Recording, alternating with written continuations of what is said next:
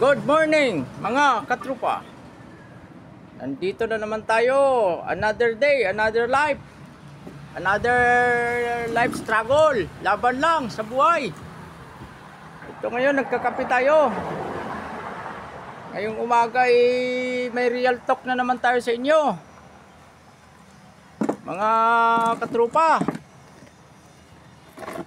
Ito yung tandaan nyo. Ito yung napaka-importante. Bakit kayo nandito sa mundo? Nandito tayo sa mundo. Visitors lang tayo dito sa mundo. Manglalakbay lang tayo. Yung permanente nating tahanan ay sa langit. Kasama ang Diyos, Diyos Ama. Kahit anuman ang reliyon nyo. Naniniwala kayo na pag namatay kayo ay mayroong everlasting life. Minsan lang nabuhay ang tao ay sigurado mamamatay siya.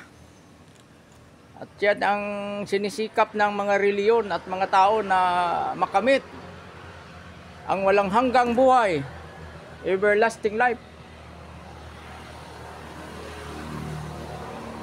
Yan ang sinisikap sa anumang paraan na maligtas. Kaya kayo, kung buhay pa kayo, pasalamat kayo sa Diyos. Kung hindi pa kayo buhay, wala na, patay na. Ang lifespan ng Pilipino, maiksi lang. 71, 73, patay na. Pag umabot kayo ng 50, swerte na. Pag umabot kayo ng 70, 71, ibig sabihin, naabot nyo na yung pinakakaraniwang lifespan ng Pinoy. Pasalamat na kayo dyan. Araw-araw, maglingkod kayo sa Diyos. Ano man ang reliyon nyo. Prepare nyo na yung kaluluwa nyo at katawan. Kasi dyan tayo lahat mga pupunta sa kamatayan. Bago tayo makamit ang everlasting life, mamatay muna tayo. Sige na mga katrupa, masarap ang kape. Mayroon din tayo dito kasama rambutan. Oh. Ito yung almusal ko, kape lang. Kung mayroong pagkain kabi-kabi,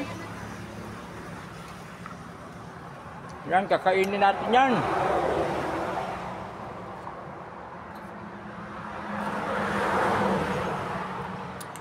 Masarap, organic.